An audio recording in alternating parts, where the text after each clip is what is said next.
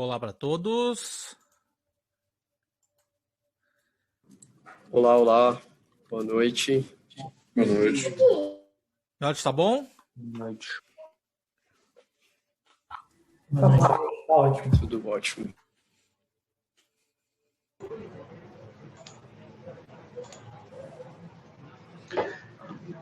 Olá, pessoal. Bom dia, boa tarde e boa noite para todos. Boa noite para quem boa noite para quem está aqui conosco, né? Nessa noite de quarta-feira, 21 de outubro de 2020. Boa tarde para quem é de São Paulo, né? Em São Paulo o fuso horário é diferente aqui do interior do estado. Pessoal, 7 horas da noite ainda é tarde aí. E bom dia para quem está nos assistindo do futuro, né? Este webinar está sendo gravado, será disponibilizado depois nas redes sociais. E espero que o futuro aí esteja melhor do que esse ano maluco de 2020, né? Aqui quem vos fala é Felipe Pereira, sou líder técnico de ciência de dados e analytics na CIT, também fundador da Campidata, né? Big Data e Machine Learning School, e host hoje aqui desse webinar, onde nós teremos o caso da AME, né? Já o pessoal vai falar mais da AME. Queria agradecer também o apoio das comunidades aí da Data Science São Paulo e Data Science Campinas, e obrigado a presença de todos que estão aqui conosco, tá? Falando um pouco para vocês da Campidata. A Campidata é uma escola de Machine Learning com cursos presenciais e remotos, e a partir do fim desse mês vamos começar com os nossos módulos EAD também. Vamos começar com o curso de Machine Learning Fundamentals agora em outubro, e em novembro teremos a arquitetura de Big Data, tá? Então é só acessar o nosso site www.campidata.com.br. E lá tem outras coisas também, como o nosso blog. Nosso blog não é abandonado, não é largado às traças. Lá tem bastante coisa interessante de Data Ops, Big Data, Machine Learning, enfim. Tem sempre posts novos lá para vocês se atualizarem, tá? Então, para continuar aqui com a nossa apresentação, vou chamar o meu amigo aqui, o Rafa. Rafa, você pode apresentar o pessoal?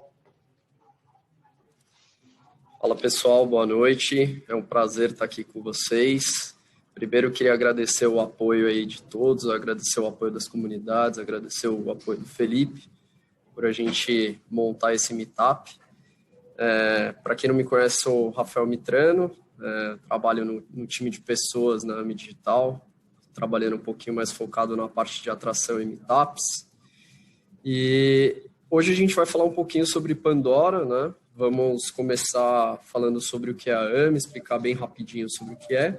Em seguida, a gente vai falar sobre Pandora e os desafios de se construir um Big Data e um universo multi-cloud. Antes de tudo, para quem não conhece a AME, sugiro que vocês sigam a página da AME no LinkedIn, que eu vou colocar aqui no chat. E, além disso, a gente também tem vagas abertas para a parte de data. Então, vou colocar também lá no link do chat para vocês darem uma olhada nas vagas que a gente tem. Acho que é importante, eu vou apresentar, a gente está com o Rafael, com o Alan, com o Vinícius, com a Tânia, que vão apresentar, e estamos também com o Johnny aqui. Tá? O Johnny, ele também trabalha junto aqui na parte de atração, junto comigo, e o resto do pessoal é todo mundo de data. Tá? Então, agora eu vou deixar vocês com o Johnny, que ele vai apresentar um pouquinho sobre a AME.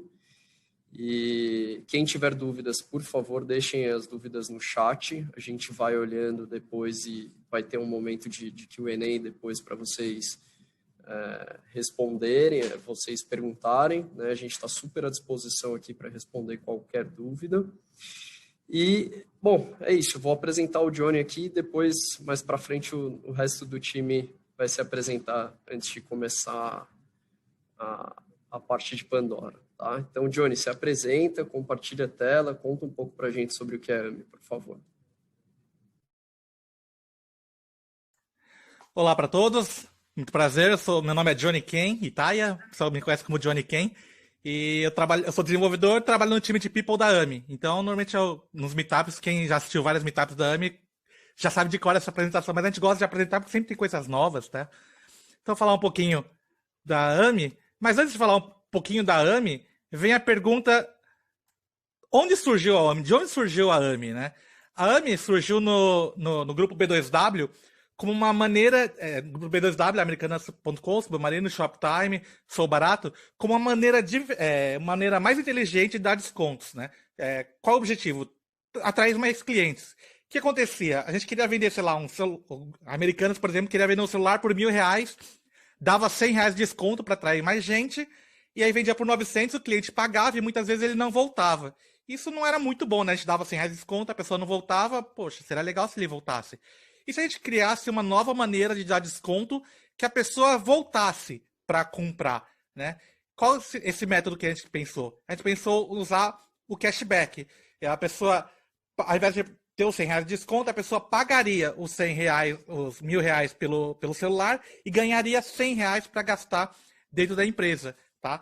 E o que aconteceu? As pessoas passaram a voltar, né? Eles pagavam 900 no aparelho, né? E gastavam os R$100 que ele recebia de cashback.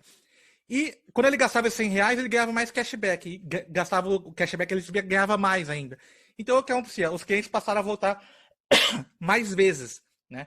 E para o cliente é bom, porque quando o cliente volta mais vezes, dá para dar mais descontos. E para a empresa é bom que o cliente volta e compra, né? Com isso, a AMI nasceu uma carteira de pagamentos que pudesse gerar o cashback para os usuários.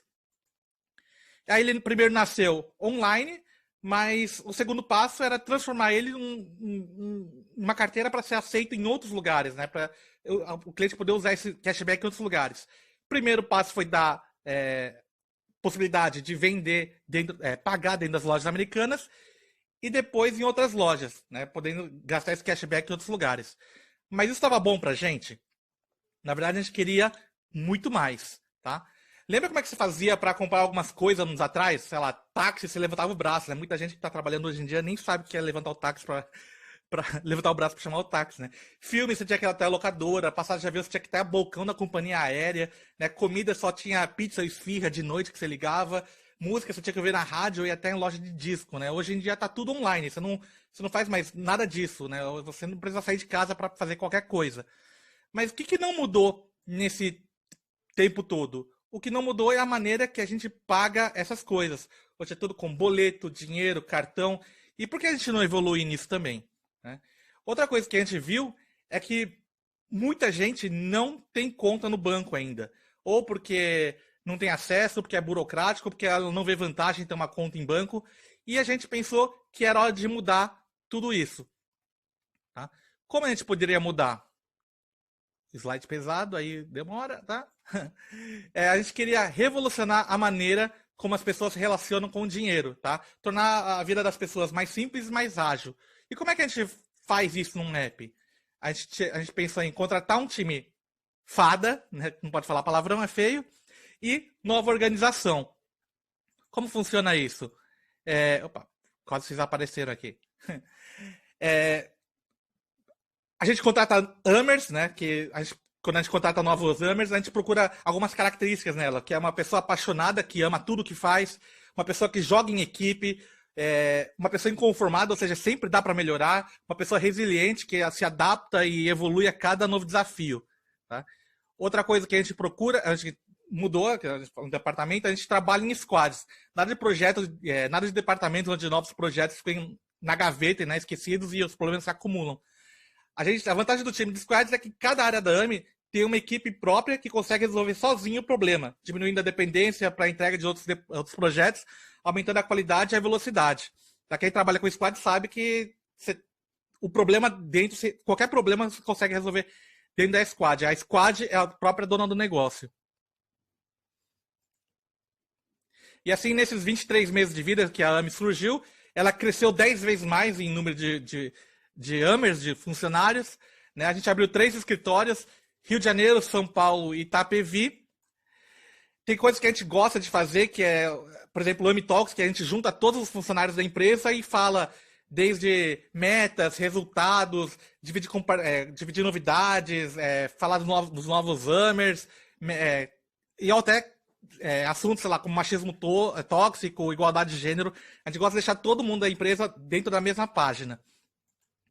Outra coisa que a gente gosta de fazer é o AMI Academy, que é a gente dá cursos de aperfeiçoamento para os AMers, né? Melhorar os seus skills, por exemplo, eu era gerente de TI, eu não tinha conhecimento de gestão de pessoas, né? Então eu fiz um curso de gestão de pessoas, ou uma oficina de feedback. E é legal que antigamente tudo era presencial, e depois da quarentena a gente conseguiu fazer com que tudo fosse online, o que é melhor que a gente conseguiu trazer mais e mais gente. A gente tem outras coisas que a gente gosta de fazer, que é a conexão e descontração, ou seja, fora do expediente de trabalho, a gente mantém aquela coisa de conversar, então a gente traz assuntos, sei lá, a gente trouxe uma vez uma especialista em fazer cerveja, outro dia um especialista em casa inteligente, ou a gente faz conexão e transformação, então a gente fala sobre mulheres no mercado de trabalho, de TI, vários assuntos que a gente gosta de discutir fora do ambiente de trabalho, e também happy hour, né? A gente gosta de fazer jogos online, ou sexta-feira vai ter uma cantora que trabalha na AMI, vai fazer o show pra gente, é bem divertido. E aí, nesse meio tempo, a gente virou uma empresa, ou seja, a gente teve o nosso próprio CNPJ, a gente nasceu como um projeto do Grupo B2W, mas agora a gente é a nossa própria empresa. E nesse meio tempo de virar nossa própria empresa, a gente já conseguiu o selo Great Place to Work, que mostra que a gente é um dos melhores lugares para trabalhar. Quem já trabalhou numa empresa Great Place to Work sabe como é legal. Quem já tentou tirar esse selo sabe como é difícil. Então é bem legal isso aí, nesse mundo que a gente conseguiu. E falando um pouco dos nossos serviços, a gente conseguiu, nesses quase 2 anos de AMI, a gente conseguiu estar presente em todas as lojas americanas. Ou seja, se você for lá na Ilha de Marijó, lá na cidade de Bravos, você vai conseguir pagar com AMI nas lojas americanas de lá, né? Nós saímos para o mundo, a gente fala que a gente saiu para o mundo porque agora todos os PDVs e várias ferramentas, várias maquininhas já aceitam AMI, tá? Então, se você é um lojista e quer receber com AMI, muitas vezes seu PDV já aceita AMI, é só você ligar para a AMI e falar, gostaria que a minha empresa passasse a receber com AMI, ou Mastercard, ou Stone, essa maquininha, você pode também receber com AMI, tá? Outra coisa bem legal que a gente fez é colocar muitas... Oi, pode falar. Deixa eu só incluir uma coisa também. Quando a gente fala da parte de aceitação, hoje a gente também está bem presente no e-commerce, tá? Então a gente já tem várias lojas online. Se você entrar no www.amidigital.com/compre online, tem várias lojas, vários e-commerces que aceitam já a AMI também. Lojas de marca, sei lá, acho que é Motorola, acho que é Chili Beans, assim, não lembro. Mas assim, várias lojas de marca já aceitam AMI. Você pode gastar o seu cashback lá. Outra coisa legal é que a gente quer fazer um super app, né? E para isso a gente desenvolveu uma plataforma extremamente simples de plugar novos mini apps sem o usuário precisar atualizando o app. Muitas vezes uma empresa lança uma funcionalidade nova, o cara tem que atualizar o app, isso aí muitas vezes não pé no saco. A gente já fez uma ferramenta que, por exemplo, a gente lançou um núcleo de games, só plugou no app e as pessoas podem comprar créditos de games, jogos, tem várias coisas relacionadas a game, tá? E é legal isso que a gente quer colocar mais funcionalidades todo dia. Então você pode pedir táxi, comprar crédito de táxi, pode comprar ticket de ônibus. Tem várias coisas que você pode fazer já no app da AMI. Outra coisa bem legal que a gente já desenvolveu é o AMI Pro. Então você tem um PDV que você pode receber com o AMI pelo celular e, ao mesmo tempo, todo produto que você cadastrar da sua loja nesse PDV, automaticamente você pode colocar no marketplace da B2W, ou na Americanas.com, no Shoptime, que são os maiores marketplaces da América Latina, né? E você pegar o Americanas é o maior e-commerce da América Latina. Então, automaticamente, você recebe com o AMI e já está vendendo direto na Americanas.com. Com tudo isso, a gente não quer que a pessoa use o app só para usar como desconto, né? A gente quer que ele use todo dia, faça parte do dia a dia dele. E a prova disso que as pessoas estão usando isso é que já são mais de 10 milhões de downloads nesses 23 meses e as notas dos apps nas lojas, são tanto na Apple Store quanto na Google Play, são notas altíssimas se você comparar com outros players que fazem serviços parecidos, não tem essas notas. E tudo isso por quê? Porque a gente quer revolucionar a maneira como as pessoas se relacionam com o dinheiro. Esse é o nosso mantra, a gente acorda pensando nisso, vai dormir pensando nisso, tá? E como eu falei, a gente trabalha em squad e squad tem uma coisa que a gente precisa, que é contratar muita gente. Então a gente precisa de tudo, de data, que é o que a gente está falando, mas se você conhece alguém ou trabalha na área de front, back, banco, comercial, toda a área possível, marketing, toda a área que você pensar, muito provavelmente está precisando na AMI. Então, você pode ler esse QR Code, a gente vai deixar depois no final da apresentação. Dá uma lida nesse QR Code, já te joga na Greenhouse e se candidata. E é legal você falar, pô, eu conheci essa vaga no Meetup de data. Meu, o pessoal de People adora que as pessoas conheçam a AMI nesses eventos, porque mostra que a pessoa tá afim, quer buscar conhecimento. A gente busca essas pessoas que gostam de buscar conhecimento em outras áreas, não só acadêmicas, né? Então, é bem legal. Então, leia o QR Code, quando for entrevistado, fala, eu conheci lá no Meetup de Data. Mano, já vai ganhar um ponto positivo assim. Grande chance de trabalhar aqui na AMI, hein? Tá certo? Aí agora é com o pessoal, eu vou ficar aqui assistindo, porque eu também sou de TI, né? Então, gosto de ver essas coisas. Então, vou deixar vocês com o pessoal. Obrigado, Johnny. Obrigado pela introdução. Agora, acho que a gente vai passar a bola para o pessoal que vai falar um pouco sobre Pandora. Eu vou passar a bola para o Rafa, né, o Rafael Moreira. Ele está aqui, faz parte do time de data. Se apresenta um pouquinho e conta um pouco para a gente, Rafa, por favor.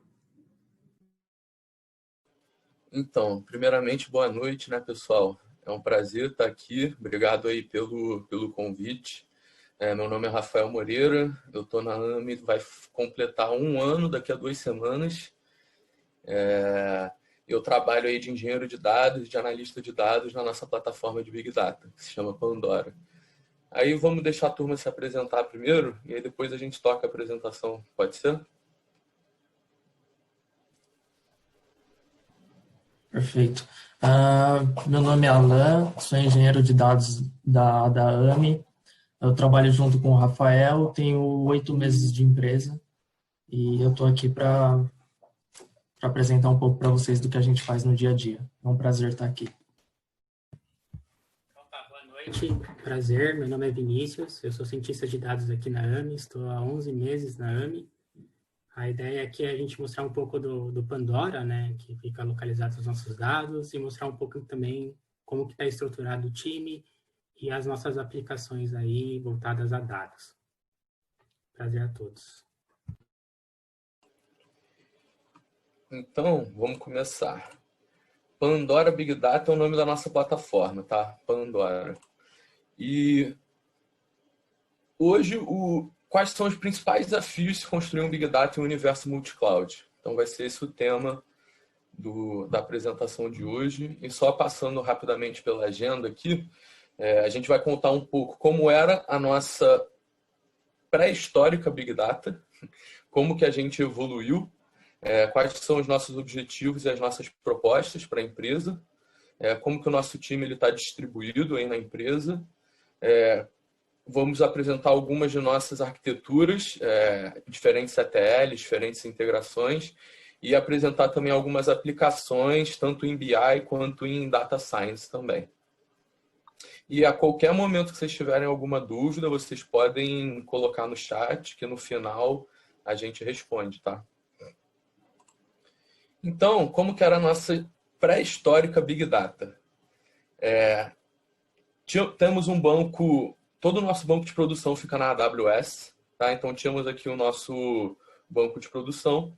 Então, todos os dados transacionais da AMI ficam nesse banco de produção, na AWS, e a gente pingou o Redash, conectamos o Redash na AWS para poder gerar os primeiros indicadores da empresa, né? E aqui são os primeiros tomadores de decisão da AMI.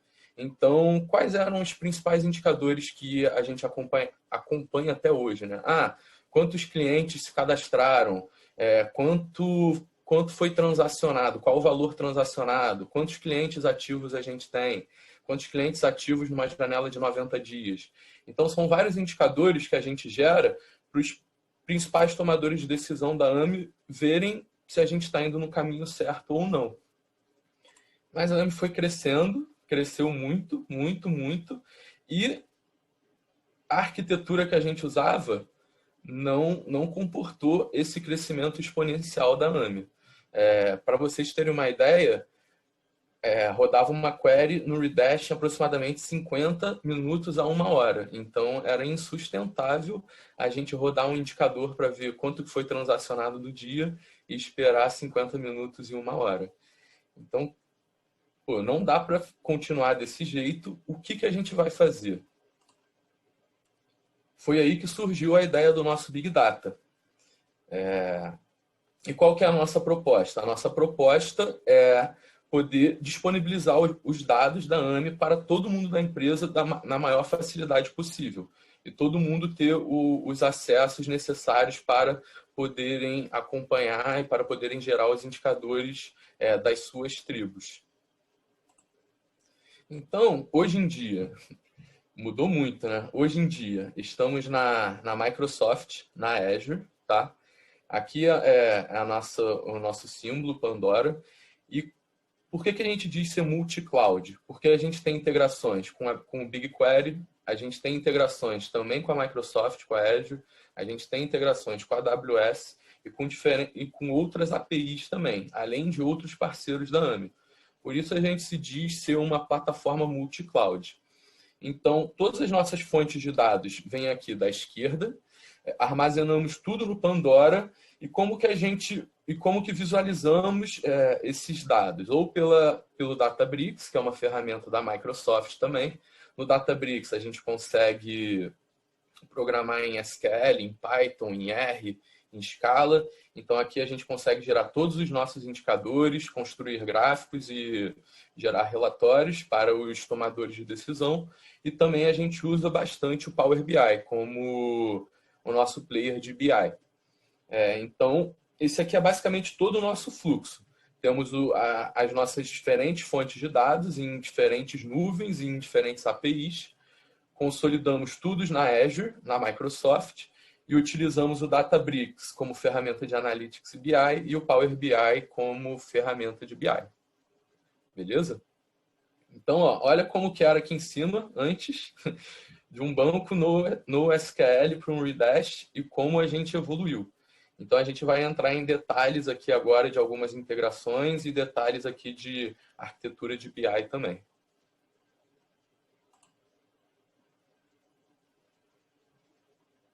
Aí, falando um pouco como está estruturado o nosso chapter, né?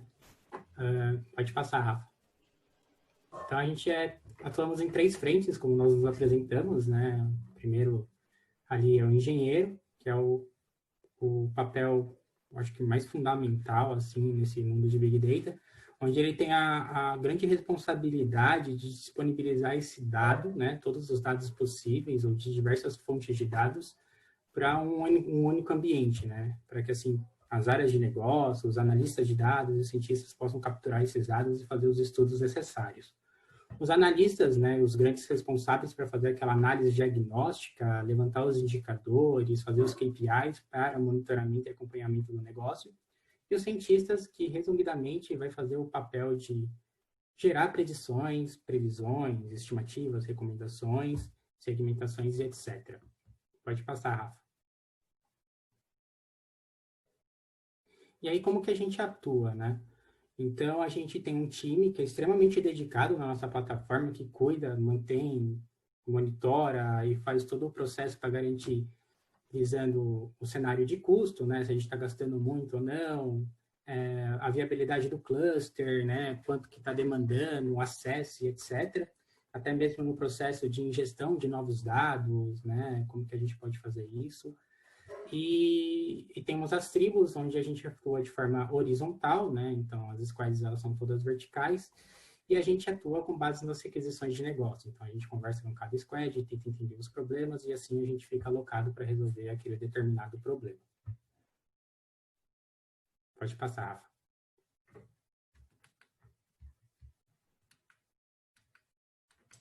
Sensacional. Agora eu vou falar um pouco, pessoal, sobre o ecossistema hoje da AMI. Vou entrar um pouco mais detalhadamente o que o Rafa já havia explicado anteriormente sobre as nossas integrações com o multi-cloud. Como o Rafa já havia dito, existem bastante bancos de produção nosso que está dentro da AWS. Então, a gente tem integrações em quase real time com o pessoal da AWS. Tem APIs também que utilizamos para consumir informações e mandar informações também com parceiros da AMI. Então, a AMI é uma fintech que está em constante evolução. Então, quase todo dia tem uma aplicação nova, uma integração nova para ser realizada. Então, eu coloquei algumas APIs aqui que a gente utiliza hoje. Também tem uma integração de um parceiro também que é de Azure para Azure.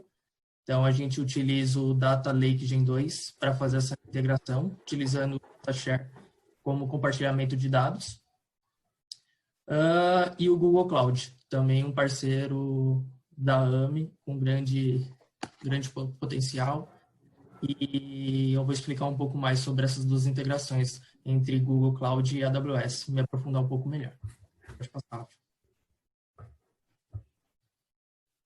Isso, e só complementando aqui, a gente tem essas diferentes fontes de dados e como que a gente faz todo esse processamento, como que a gente recebe todos esses dados. A gente pode receber tanto por filas Kafka, Event Hubs, que na Microsoft é Event Hub, na AWS é o IoT Hub.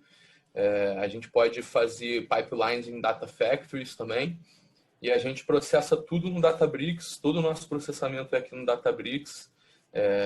Por trás do Databricks, se vocês não sabem, é o Spark, que atua por trás do Databricks como cluster. Então, todo o nosso processamento aqui é via Databricks. E aqui, dependendo do que a gente do que estamos realizando, podemos jogar no Cosmos DB, inserir num modelo tabular. Em seguida, como eu havia dito antes,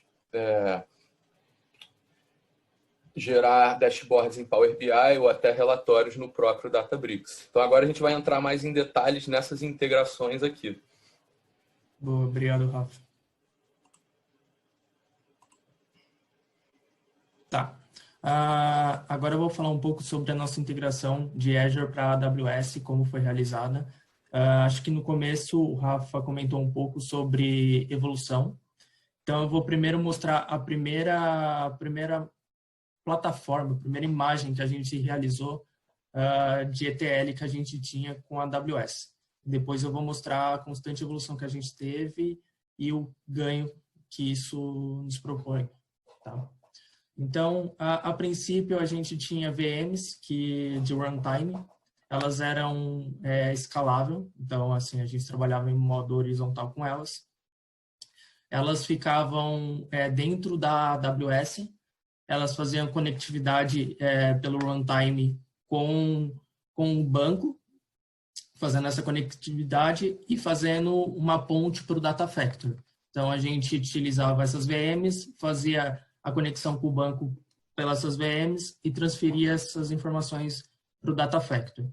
No Data Factory, a gente realizava criações de pipeline e trigger. A trigger para trigar a pipeline e schedular o horário.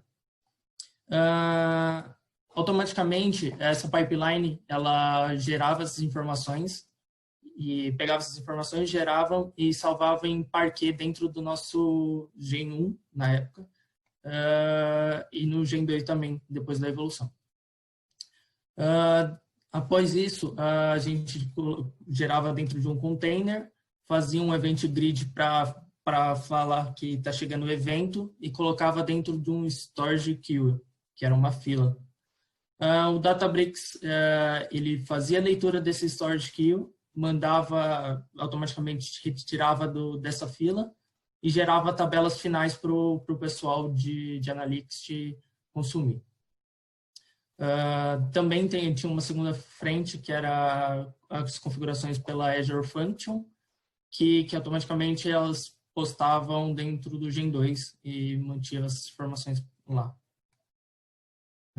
Pode passar, Rafa. Eu vou mostrar agora a evolução que foi realizada. Hoje, a gente trabalha com Capture, Change Data Capture. Ele pega todas as informações, todos os logs dos bancos que a gente tem da AWS. Ele manda para o Data Migration Service e do Data Migration Service ele manda para o Kinesis. O Kinesis automaticamente tem uma conectividade com o Databricks. Dentro do Databricks a gente utiliza para fazer o pré-processamento dessas informações. Então, chegando do Kinesis, a gente salva em uma tabela raw.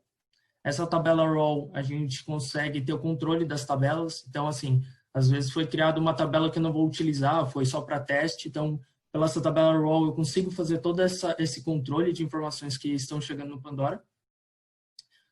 E através dessa tabela raw, eu digo quais tabelas finais que eu vou criar. Então, eu tenho uma flag lá que eu posso liberar ou bloquear a criação de novas tabelas finais. Qual é a nossa evolução aqui? Com o Capture, Change Data Capture, a gente tem quase informações em real time, tipo, near real time mesmo. Então, isso traz com que as informações estão mais próximas da gente e conseguimos criar KPIs para o pessoal mais rápido também. Só complementando aqui também, Alan, quando a gente diz de evolução, constante evolução, eu vou voltar um slide aqui rapidinho, que nessa arquitetura tínhamos tabelas na nossa plataforma lá no Pandora, na Azure, tínhamos tabelas com latência, as nossas latências chegavam até 2 horas, as tabelas maiores. E isso, para quem trabalha com CRM, para quem quer ver indicador near real time, é muito ruim. Então, quase 2 horas de latência é bastante coisa. Então, imagina, você tem algum processo ali no CRM que você vai disparar um SMS para um cliente que, assim, logo depois que ele comprou um produto. Imagina você esperar 2 horas para chegar a essa informação. Então, foi uma constante evolução, constante aprendizado do nosso lado aqui. E hoje em dia, a latência chega até 5 minutos no máximo. Então, assim, a gente fala que é mais rápido que fazer miojo. Verdade. Boa, Rafa. Bom. Tá, agora eu vou falar um pouco sobre a arquitetura entre Azure e GCP. Então, pode passar, Rafa. Então, o que acontece? Um dos nossos parceiros tinha uma dificuldade em enviar dados do BigQuery para Azure. A gente sabe que entre AWS e GCP existe uma conectividade mais tranquila de ser realizada, mas precisamos parar e estudar um pouco sobre GCP também para fazer essa migração para a gente.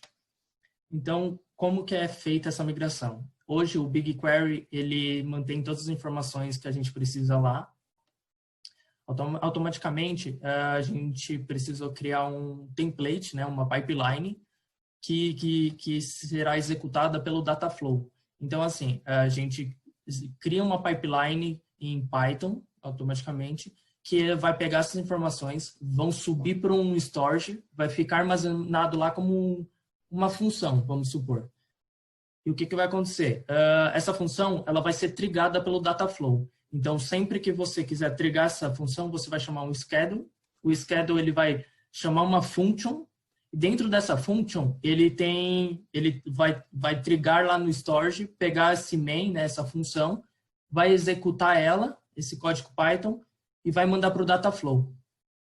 O Dataflow, automaticamente, essa pipeline foi construída para pegar uma tabela do BigQuery, transformar em JSON, e do JSON mandar para o Event Hub. Então, quando o Dataflow ele cria essas pipelines, ele pega, transforma a informação do BigQuery em JSON, e do JSON ele manda para o Event Hub. Daí cai do lado já do nosso lado aqui da Azure. Do nosso lado, a gente mantém essas informações no raw, um espaço do jeito que vem as informações, vem cru, e depois a gente utiliza o processamento. Então, a gente utiliza o Databricks para processar essas informações e gerar tabelas em Delta Lake, etc., para o pessoal consumir. Assim, a gente consegue com isso ter uma vazão de dados muito grande. Então, assim, a gente consegue mandar do GCP para Azure em poucos segundos milhões de dados. Então, assim, é bem grande. Dentro do Dataflow, eu consigo esquedular o tamanho da máquina que eu quero. Então, você pode colocar uma máquina bem grande e ele também trabalha tanto com nó também. Então, você pode colocar uma boa máquina e uma máquina com nó bem forte. Isso faz com que você traga dados para o Event Hub. A API ela foi construída em batch, então faz com que você evite perder dados entre essa conectividade com o Event Hub. Então, isso traz uma segurança também para a gente aqui na Azure. Tem algum ponto, Rafa? Legal. Agora, vou falar um pouco aqui da integração Azure com Azure. Das três, é a mais simples. Pelo fato de ser a mesma plataforma, né? Microsoft com Microsoft, das três ela é a mais simples e realmente é bem simples mesmo. Então, como que é o processo? A gente vai...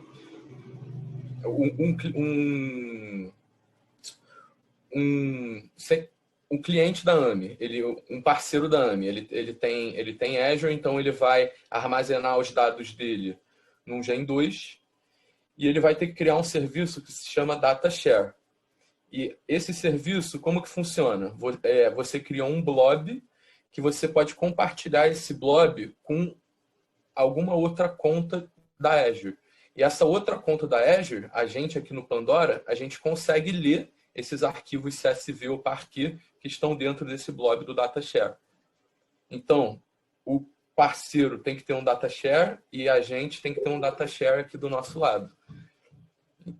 Então, eu leio com o Data Share o arquivo em CSV ou Parquet deles e com o Databricks eu consigo movimentar esse arquivo aqui, processar e já colocar numa tabela no storage, no Pandora. E o processo inverso também é bem similar. Então, essa aqui das três integrações, ela é a mais simples.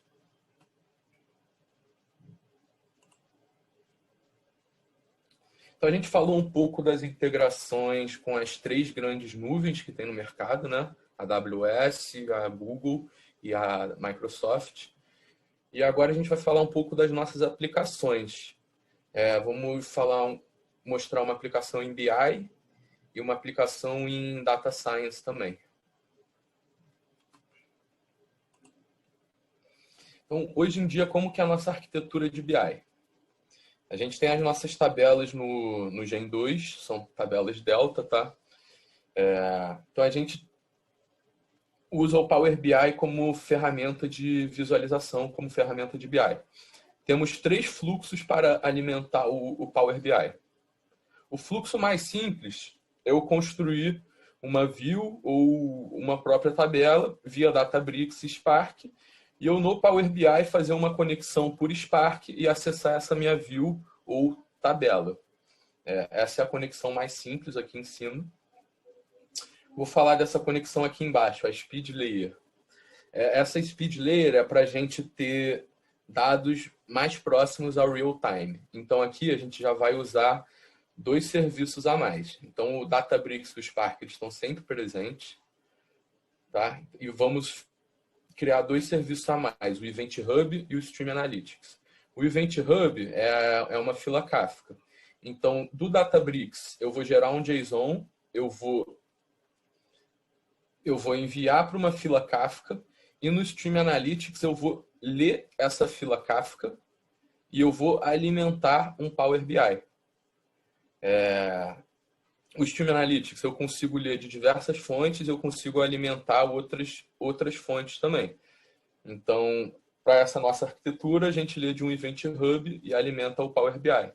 Então, tudo vai depender aqui do seu job no Databricks. Assim que o seu job no Databricks rodar, os seus dados vão se atualizar e vão ser enviados para o Power BI.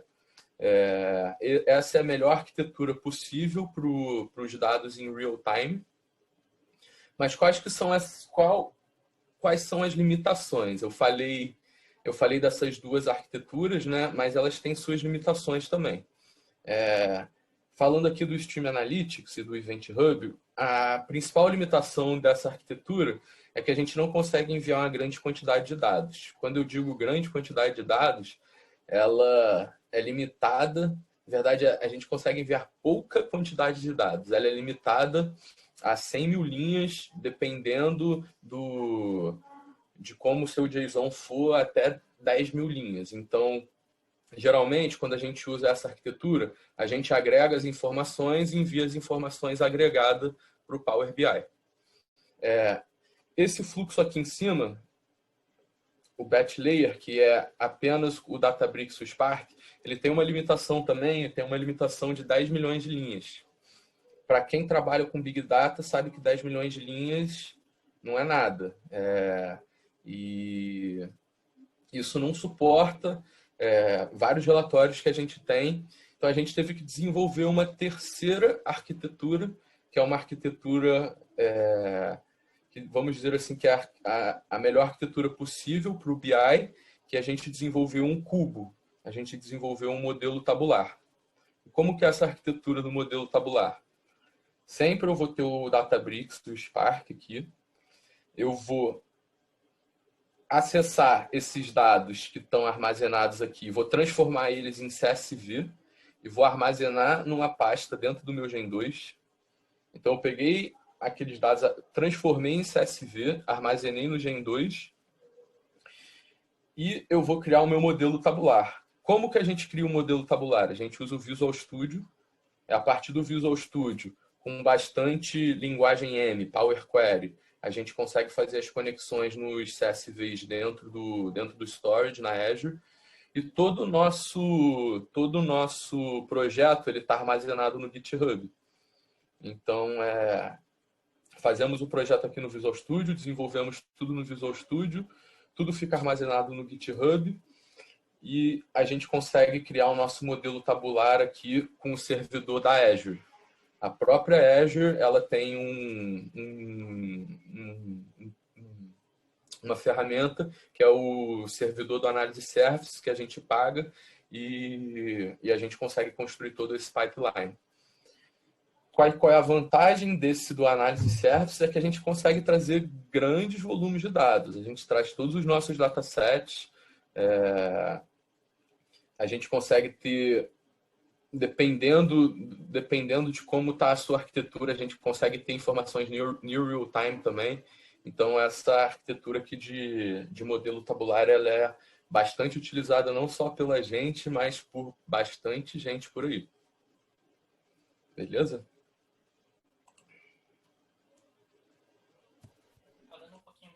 De Data Science, essa arquitetura aí apresentada é uma arquitetura pensada, ela está sendo testada e atuada no primeiro momento.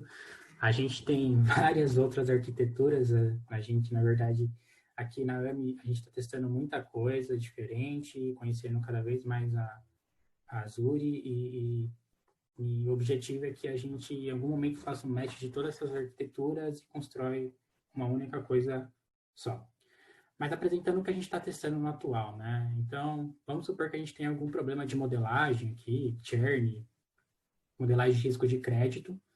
A gente vai até o nosso Data Lake, faz todo o processo de ETL, né? Para a gente pegar e construir nossas variáveis, a variável que vai ser modelada, né? O que a gente chama ali de dataset analítico, conjunto de dados onde vai ter para cada registro ali, né? O meu cliente e para cada coluna as informações sumarizadas do meu cliente. A gente tem um código em Python, a gente trabalha muito com Python aqui para quase tudo. Diria que 85%, 90% das nossas aplicações são em Python. Então, a gente faz todo o código de treinamento do modelo, testa diferentes técnicas de machine learning, diferentes formas de processar o dado, de transformar, né, toda aquela questão do pré-processamento. E todo esse processo de treino, né, do Python em si mesmo, a gente também encapsula dentro do MLflow, que é uma plataforma bem bacana, de ciclo de vida de modelos de machine learning. Né? Então, a gente cria um experimento, testa todos os modelos, armazena, né, todos esses modelos no MLflow, visualiza dentro do MLflow qual desses modelos tiveram, né, qual dos modelos é o campeão, que teve melhor métrica de performance, e depois a gente faz o deploy usando Azure ML, devido à facilidade de ter os clusters Kubernetes, containers, etc. E aí, pensando no processo de entrega do modelo, né? Então, uma vez que a gente tem todas as variáveis definidas, selecionado, todo o processo de treino do modelo muito bem especificado, né, a gente faz esse processo de jogar isso dentro do Cosmos, que é um banco de dados não estruturado, né, para que a gente possa ler esse dado mais rápido, né? Ele é bem mais performático nesse sentido. E aí, uma vez que a gente tem já disponível esse modelo lá no Azure ML, né, dentro de um serviço Kubernetes ou container, a gente consegue exportar uma API, onde a gente, dentro dessa API, vai fazer todo o processo de aquisição dos dados no Cosmos, né, para a gente poder fazer a escoragem do nosso modelo. E com a escoragem, a gente envia isso para o Data Lake, para a gente poder fazer todo o monitoramento do modelo, acompanhamento da performance do modelo, e também tomar decisão no próprio aplicativo, né? Então, se vai gerar uma ação de marketing, se a gente vai permitir que o cliente peça um empréstimo com parceiro ou não, enfim, várias outras aplicações aí, né, que a gente pode fazer. É isso.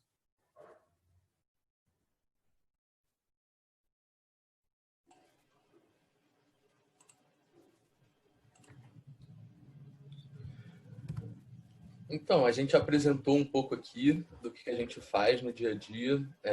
Isso é um pouco só do que a gente faz. Tem muito mais coisa bacana. E se vocês gostaram, se vocês se identificam, é só você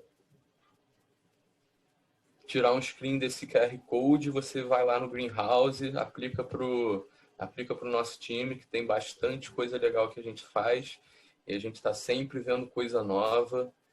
E, assim, espero que vocês tenham gostado. A gente conseguiu passar um pouco do que é o nosso dia a dia, um pouco do que são os nossos desafios.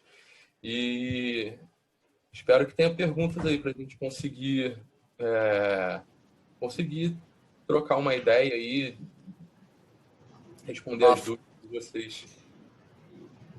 Boa noite, pessoal. Você vai tocar aí, Rafa? Pode pegar. Ah, não, desculpa, Felipe. Se você for falar, pode falar, tranquilo.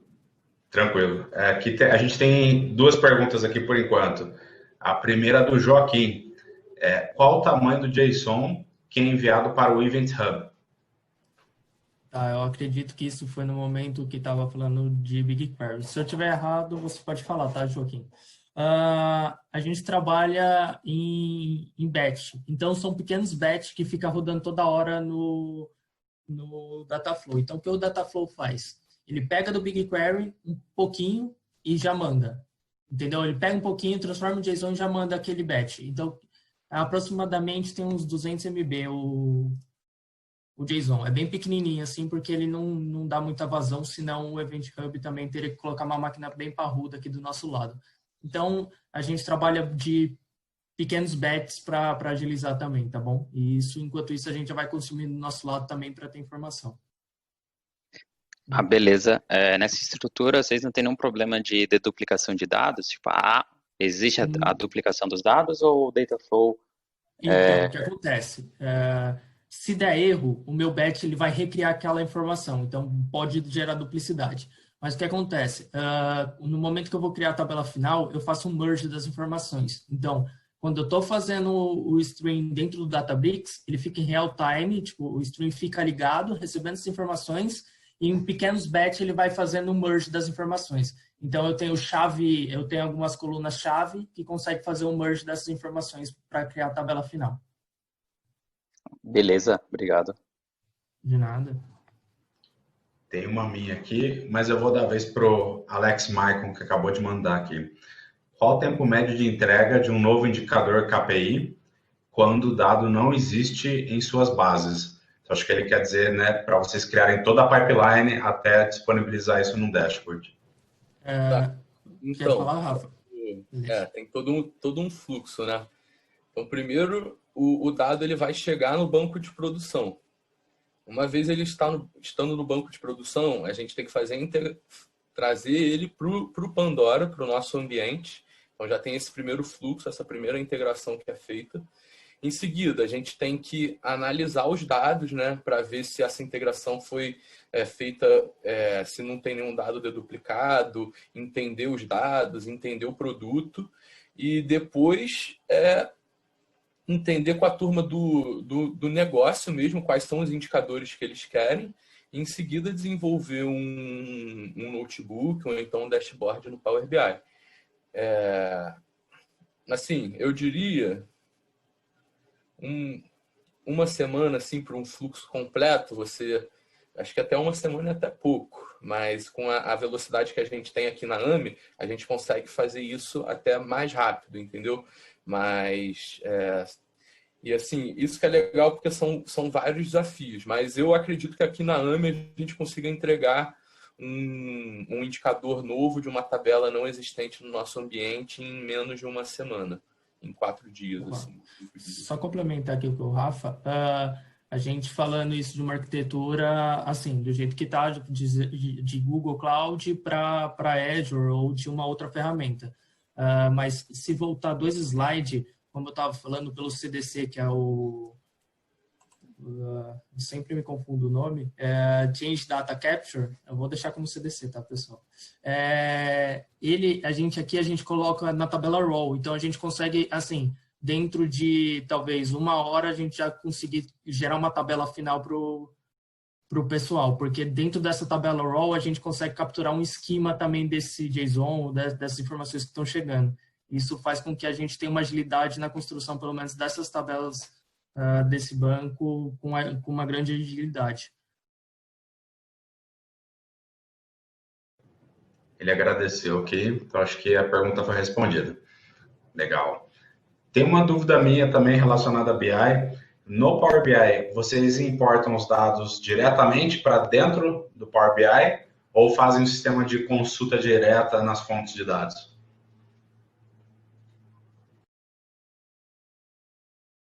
Deixa eu ir aqui no slide do Power BI, acho que fica mais fácil. Então, vamos lá. Essa primeira camada aqui, a gente faz um import no Power BI. Essa primeira camada. Essas 2 outras camadas é um Direct Query. Então, essa aqui, essa Speed Layer, o Stream Analytics, ele vai gerar um dataset no Power BI App. E aí, no Power BI, eu consigo fazer um Direct Query nesse dataset do Power BI App.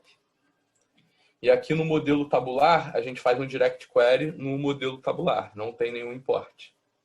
Então, assim, o modelo tabular é bem bacana que a gente pode se conectar a uma fonte de dados de mais de 100 milhões de linhas, mais de 100 milhões de registros, 200 milhões, 1 bilhão de registros, e o tamanho do arquivo do Power BI ele vai ser bem pequeno. Bacana. Então, essa decisão pelo tipo que vocês usarem em cada camada foi relacionado à performance de acordo com a quantidade de dados, né? Performance e também evolução. Evolução está sempre no nosso vocabulário aqui. Essa camada de modelo tabular é algo recentemente novo para a gente, tá? A gente desenvolveu esse ano, nos últimos 6 meses, e a gente vê bastante coisa positiva aqui. Então, a gente está investindo bastante tempo aqui nesse modelo tabular. Mas essas diferentes conexões vieram com a evolução, porque imagina assim, a nossa primeira conexão era essa. Então, a gente tinha um dado atualizado D-1, ou então de 4 em 4 horas, 3 em 3 horas. Só que, numa Black Friday, numa ação de marketing, os tomadores de decisão eles querem o dado no real time, né? No máximo near real time. E essa arquitetura aqui de cima, ela não é boa para isso. Então foi aí que a gente desenvolveu essa segunda arquitetura aqui de baixo, que é o Event Hub e o Stream Analytics, para trazer o dado near real time. Então isso foi com a evolução. E aí, em seguida, com mais demandas, mais evolução da empresa, a gente desenvolveu esse modelo tabular aqui. Eu acredito que em alguns anos a gente vai desenvolver outros modelos, outros tipos de conexões também. É uma evolução constante, é um aprendizado constante, e é isso que é muito legal de estar aqui dentro da AMI também, que a gente está sempre vendo coisa nova, principalmente aqui em Data. Muito bom, muito obrigado. Não temos mais dúvidas, acho que o pessoal já captou todo o conhecimento que vocês passaram. Rafa, quer passar alguma mensagem? Depois eu faço o encerramento. Ótimo, ótimo. Primeiro, só queria agradecer mais uma vez aí pela participação de todos. Agradecer também o apoio das comunidades do Campdata, Data Science São Paulo, Data Science Campinas, e agradecer principalmente o Felipe por ceder esse espaço aí para a gente poder compartilhar um pouquinho do que a gente tem feito de legal aqui do nosso lado. Lembrando só que vocês podem seguir a página da AMI, se vocês se interessaram, podem seguir a página da AMI para conhecer um pouquinho mais sobre como é que é trabalhar na AMI. E lembrando que a gente também tem vagas. Eu coloquei aqui no chat eu coloquei aqui no chat o link das nossas vagas e também o link para vocês conhecerem um pouquinho mais sobre a AMI do nosso LinkedIn. Boa noite a todos, obrigado por tudo aí. O Johnny quer dar alguma palavra? Depois o Rafa Moreira, Alan, Vinícius. Não, só vou dar a dica de novo. Quando perguntar como você ficou sabendo, falar, conheci no Meetup de Data. Ó, ganha vários pontos aí. Boa. É isso, muito bom então. Obrigado a todos e até a próxima. Boa noite, pessoal. Obrigado, pessoal. Valeu. Valeu, obrigado, boa noite. Boa noite.